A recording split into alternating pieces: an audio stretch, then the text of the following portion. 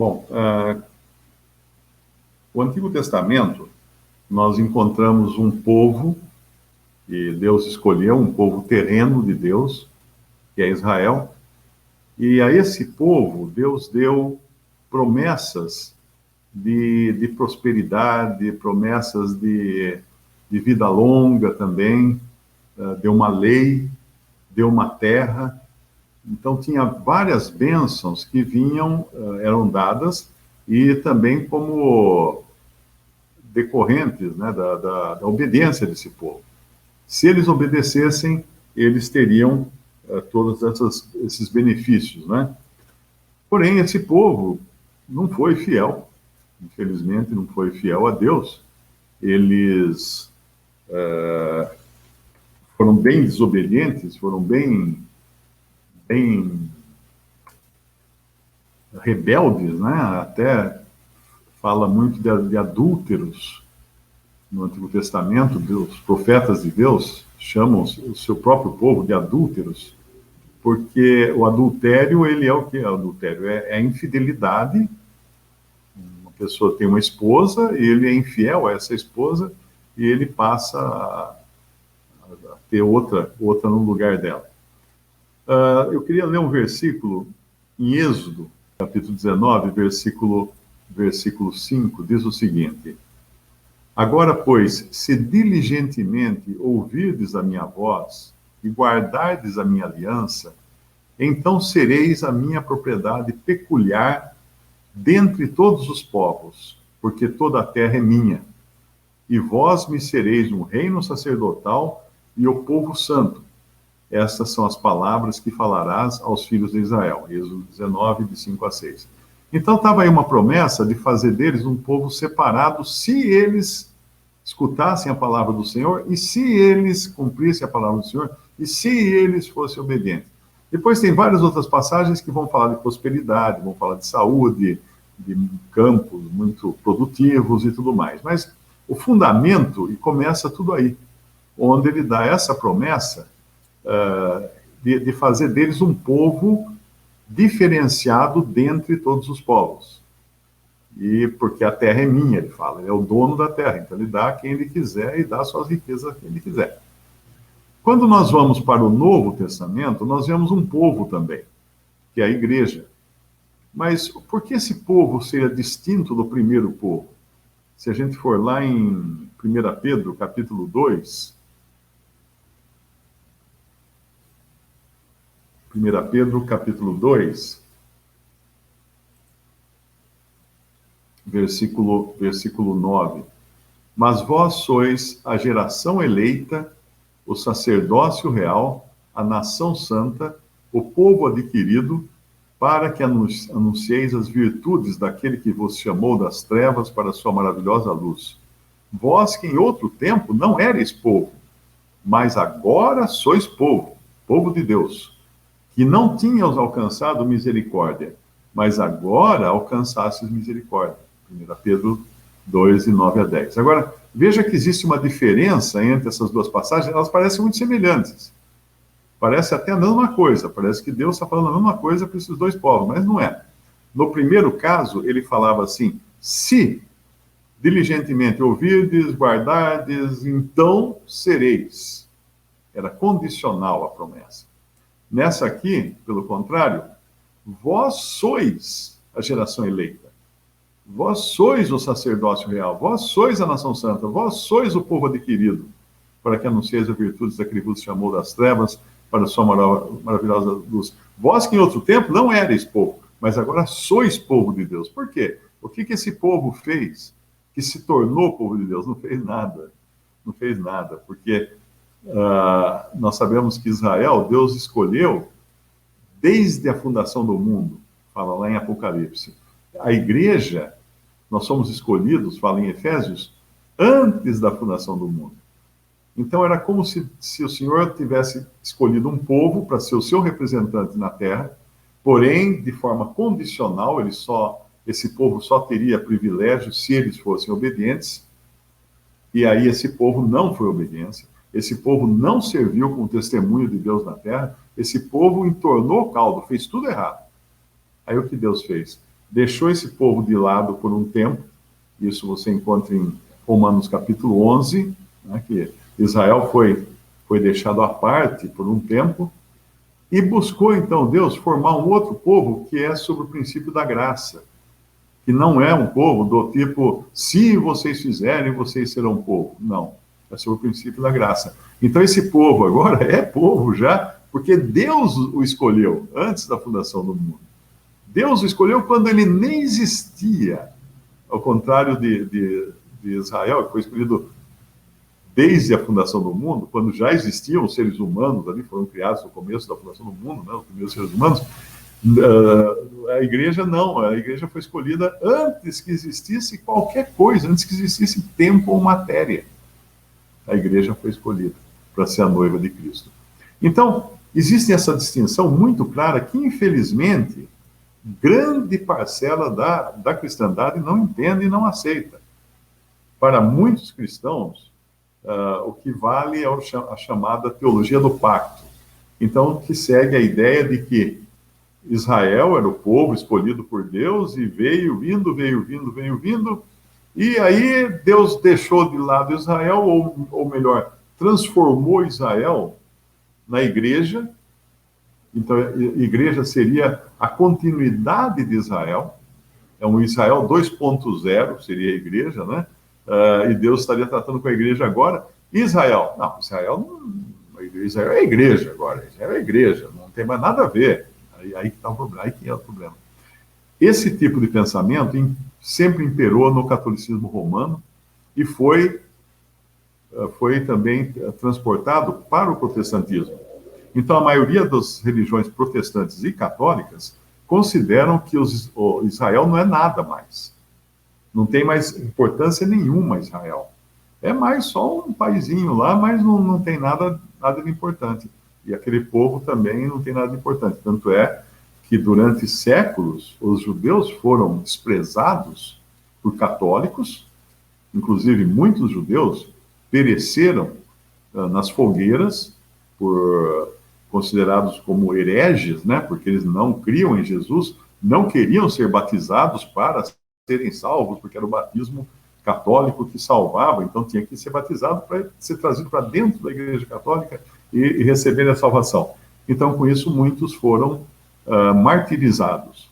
Nós somos brasileiros hoje graças a essa política dos países cristãos da Europa, Portugal, Espanha, Itália, que prendia, despojava os judeus dos seus bens e, com isso, fazia capital para as viagens do descobrimento.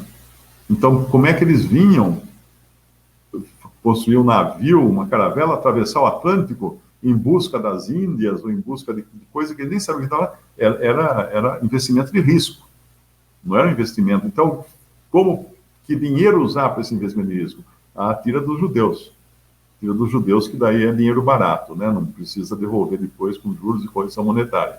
Então, eles prendiam os judeus, uns matavam, outros desterravam, outros viravam escória da sociedade, e com esse volume imenso de dinheiro, de bens, de ouro, de prata e joias e diamantes, foram custeadas as viagens dos descobridores. Na época que foi descoberto a América, foi descoberto o Brasil, e todas aquelas viagens foi com esse dinheiro. Então, essa ideia deixava de lado totalmente os judeus com as promessas que Deus havia dado a eles. Deus tinha dado promessas de prosperidade, de um lugar na terra e tudo mais. Os cristãos falaram, não, vocês não têm lugar nenhum. Agora, Jerusalém é nossa, o mundo é nosso, nós vamos fincar a bandeira de Cristo no mundo inteiro. Então, todas as riquezas do mundo pertencem aos cristãos, porque Deus tinha prometido isso para Israel. Israel tinha a promessa, de onde eles entrassem, eles pegavam todas as riquezas. Eles conquistaram a terra deles, a terra que manava leite e mel, e tudo que tinha lá dentro ficou sendo deles. Era assim que Deus ordenou para eles.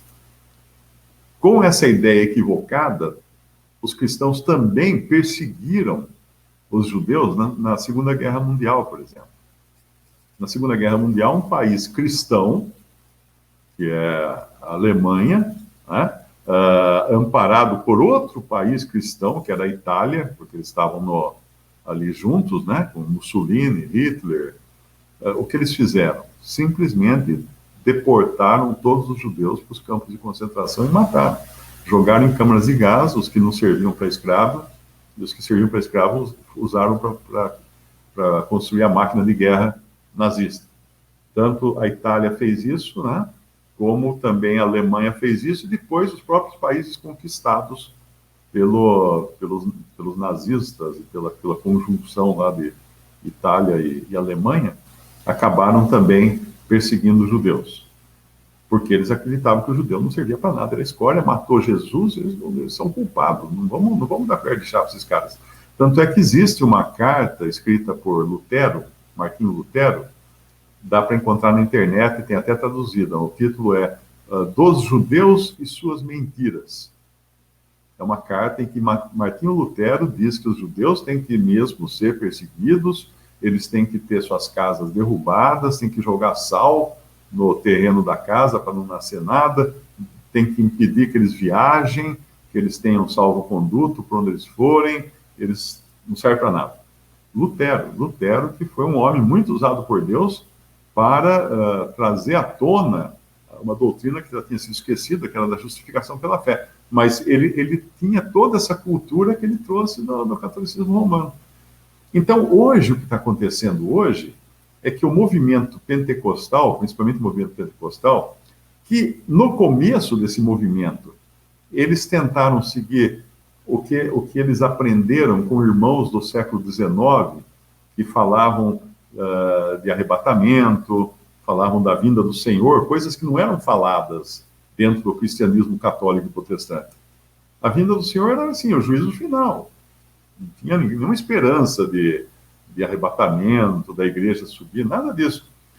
Então, esses pentecostais que emprestaram algumas doutrinas, como a liberdade do espírito nas reuniões da igreja, eles emprestaram isso de quem? De irmãos no século XIX que começaram a congregar somente o nome do Senhor, buscando na palavra de Deus como eram as coisas na palavra de Deus. E uma das coisas que eles viram é que devia haver liberdade do espírito quando eles estivessem congregados. Só que o pentecostalismo pegou essa liberdade e transformou em libertinagem. Aí virou aquela bagunça, aquela anarquia, todo mundo gritando, caindo para os lados, tal, rolando no chão. E aí, claro, desvirtuaram, pegaram o movimento e desvirtuaram.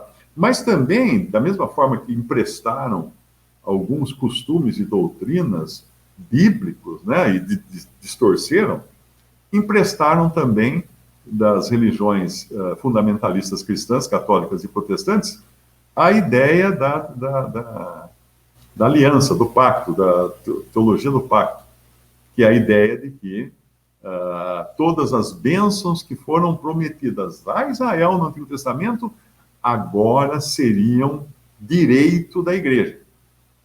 Então, se você observa um pregador pentecostal, um neopentecostal, esses caras que falam na televisão e pedem dinheiro, você vai ver o seguinte, eles insistem muito em passagens do Antigo Testamento, de coisas de bênçãos, de riqueza, de tomar a terra, de possuir a terra, de vingança também, 1000 cairão do seu lado, 10.000 cairão do outro lado. Tudo isso era para Israel. O cristão não tem nada a ver com isso daí. Nós encontramos no Antigo Testamento princípios que valem para o cristão em determinados momentos. Mas ninguém vai ler Salmo, nenhum cristão hoje vai ler Salmo e vai pegar as crianças dos incrédulos e bater com a cabeça na parede. Que aí um Salmo manda fazer isso lá. Os inimigos é pegar as crianças e bater a cabeça na parede, bater a cabeça no muro. Não vai fazer isso. O cristão jamais vai fazer como nos Salmos fala, que fiquem desertos, as casas dele, que eles morram, que eles não sei o quê. Aqueles desejos de vingança, está tudo lá no Salmo. Estava tudo muito bem para Israel, cuja esperança era a terra e só a terra.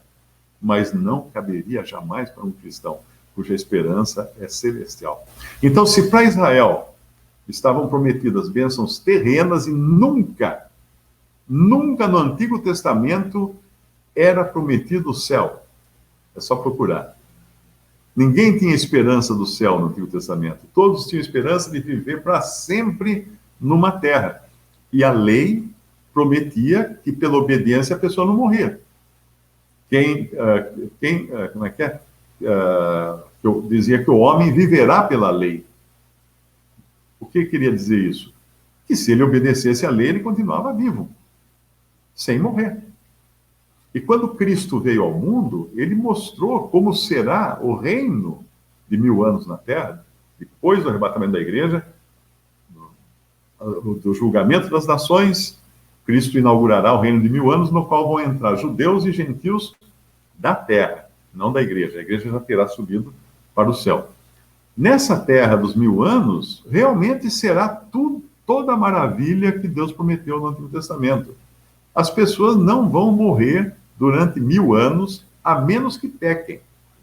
Quando os que pecarem, tem um salmo que fala que vai haver juízo a cada manhã. Aí, então, a pessoa é morta. Como no Antigo Testamento, quem pecava era apedrejado, era morto. Mas Deus mesmo vai matar aqueles que pecarem nesse reino de 1000 anos. Mas vai ser um reino maravilhoso na Terra, porque vão nascer crianças, as pessoas vão trabalhar, vão plantar, vão colher, vai ter abundância de tudo, as pessoas terão saúde, as doenças serão eliminadas. Por quê? Porque se alguém ficar doente, vai ser curado. Por isso que tem uma árvore, lá em Apocalipse, cujas folhas é para a cura das nações. Por que precisaria ter uma árvore cujas folhas são para a cura das nações se não existissem doenças, não é? Vão surgir doenças, não como hoje, não tem pandemia de coronavírus no milênio, mas certamente haverá necessidades de cura. Então, quando Cristo esteve na Terra, o que ele fez? Ele deu uma prévia do milênio. Ele deu uma prévia do milênio. E que prévia foi essa? Ninguém ia passar fome. Porque ele pegava lá uns pãezinhos e uns peixinhos e fazia bum, distribuía para uma multidão de 5.000 pessoas, alimentava aquela gente toda, com pouca coisa alimentava todo mundo. Ninguém ficaria enfermo, porque ele chegava e ele tomava para si a enfermidade das pessoas quando ele esteve aqui. Algo que só ele podia fazer, porque ele era Deus e homem aqui na Terra, né? Ninguém mais poderia. Uma pessoa que tocasse um leproso no Antigo Testamento ficava contaminada. Pelo contrário, o Senhor Jesus tocava o leproso e fala, quero, fique são. Como que ele fez isso? Ele tomou a enfermidade do leproso para si. Ele carregou as nossas enfermidades, fala em Mateus. Ele não fez isso na cruz, como muitos pensam. Na cruz Jesus levou minhas enfermidades, eu não fico mais doente. Vai esperando para você ver. Não vai acontecer. Não é assim que funciona. Ele levou as enfermidades, porque lá em Mateus, quando ele curava, dizia assim, isso ele fez para que se cumprisse o que fora dito pelo profeta Isaías, blá, blá, blá, blá, blá. Ele levou... Então, estava se cumprindo profecias do Antigo Testamento naquele momento, não na cruz, naquele momento. Ele tomava a enfermidade do doente para si. Algo que também os movimentos neopentecostais e pentecostais não entendem até hoje. Aí a pessoa fica doente e se sente culpada, porque acha que caiu algum pecado, alguma coisa assim. E eu já vi, inclusive, casos de pessoas que morrem, e aí a pastora falar para a família que o membro da família, que ia na igreja e tudo mais, morreu porque não teve fé. Então, distorceram completamente, e uma das coisas que distorceram também é essa ideia de prosperidade. O cristão não tem promessa de prosperidade nesse mundo. Se uma pessoa de sã consciência, quando ele escuta na rádio, na TV, na igreja neopentecostal, o pastor batendo na tecla de que você vai ser feliz, todos os males vão desaparecer, seus inimigos vão cair à direita e à esquerda, você vai ter carro novo, você vai ter casa nova, vai ter negócio novo, vai ter tudo novo, vai ter muito dinheiro para gastar tudo isso. Uma pessoa sensata faria o seguinte, bom, deixa eu ver se isso aconteceu com os apóstolos, porque se não aconteceu com os apóstolos, que era o suprassumo do cristianismo, né, ali no começo da igreja, porque eles eram os caras, né? Eu não posso requerer isso para mim também. Vamos ver o que aconteceu com os apóstolos. Aí vai lá ver o que aconteceu com os apóstolos. Uma vida desgracenta de sofrimento.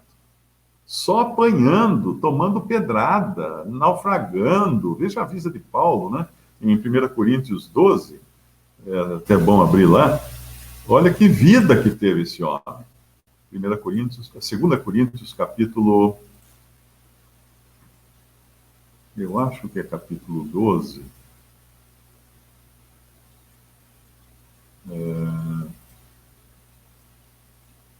Não, não é capítulo 12. É, capítulo 11. É 11. 11. Isso. 2 Coríntios, capítulo 11. Olha o que ele passou, esse homem. Versículo 23. São ministros de Cristo, falam como fora de mim, eu ainda mais. Em trabalhos muito mais, em açoites mais do que eles, em prisões muito mais, em perigo de morte, muitas vezes. Recebi dos judeus 5 quarentenas de açoites, menos um. 3 vezes fui açoitado com varas, uma vez fui apedrejado, 3 vezes sofri naufrágio, uma noite e um dia passei no abismo, em viagens muitas vezes, em perigos de rios, em perigos de salteadores, em perigos dos da minha nação, em perigos dos gentios, em perigos da cidade, em perigos no deserto, em perigos no mar, em perigos entre falsos irmãos, em trabalhos, fadiga, vigílias, fome, sede, jejum, frio, nudez. Agora, eu pergunto, peraí, essa é a vida que estão prometendo aí nessas igrejas, nesses programas de rádio e televisão? Não, promete uma coisa maravilhosa. É mentira! É mentira! Quem prometeu outro tipo de vida é mentira. É claro que Deus pode suprir as necessidades do crente hoje, pode dar certas vantagens, pode até fazer com que ele prospere, se o Senhor quiser que ele use dessa prosperidade para o bem de outros. Se o senhor quiser, não é pecado ser próspero hoje, não é? Não é como alguns cristãos pensam que tem que se desfazer de tudo e viver de mendigo na rua pedindo esmola. Não é isso daí. Esse é o outro extremo que é errado. Mas nenhum daqueles apóstolos foi rico. Nenhum daqueles apóstolos teve uma vida mansa. Todos eles, exceto João, morreram por execução, foram executados. Paulo foi decapitado. Pedro foi crucificado de cabeça para baixo. Tiago, acho que Tiago foi morto às espadas, né? Foi. E os outros santos também, Estevão e tantos. É só pegar a história do cristianismo e ver. Os caras passaram uma vida de sofrimento, porque foi prometido ao cristão, tendo o que comer e o que vestir, estejais assim contentes. Essa é a promessa para o cristão. Não tem nada a ver com prosperidade. Quem falar diferente está mentindo. Está pegando do Antigo Testamento uma promessa que não é para o cristão e trazendo para agora. Aí você quer fazer isso? Então vai para Santos, fica na frente da praia e espera abrir o mar para atravessar e chegar na Europa a pé. Não vai conseguir, porque isso era uma coisa que Deus fez lá atrás. Então não adianta querer importar coisas de outros momentos da palavra de Deus. Israel vai ter, sim, as suas promessas cumpridas. E hoje, se um cristão quiser se apoderar das promessas de bênçãos do Antigo Testamento, ele está sendo um usurpador. Ele está sendo um ladrão. Porque não é para ele essas promessas. É como se eu pegasse o testamento de uma pessoa rica que morreu e deixou um testamento, e eu desse um jeito de ir lá e botar o meu nome no testamento, falsificasse o testamento e enfiasse o meu nome lá para eu fazer parte das riquezas. Não funciona. Não é assim. Então essa teologia da prosperidade, ela é furada, ela faz água por muitos furos. Basta uma pessoa ser sensata e entender as dispensações que Deus tratou de maneiras diferentes com o seu povo em diferentes momentos. Um povo é Israel, que não tinha nenhuma promessa celestial. Outro povo é a igreja, que não tem nenhuma promessa terrena. Aqui, Deus promete sustento, só. E todas as promessas são espirituais, guardadas para nós nos lugares celestiais em Cristo Jesus. Eu espero que tenha ficado claro aí a questão da teologia da prosperidade, que é uma grande mentira São mentirosos que pregam isso, e um cristão, se ele for sincero e buscar nas Escrituras, ele vai ficar longe dessas coisas.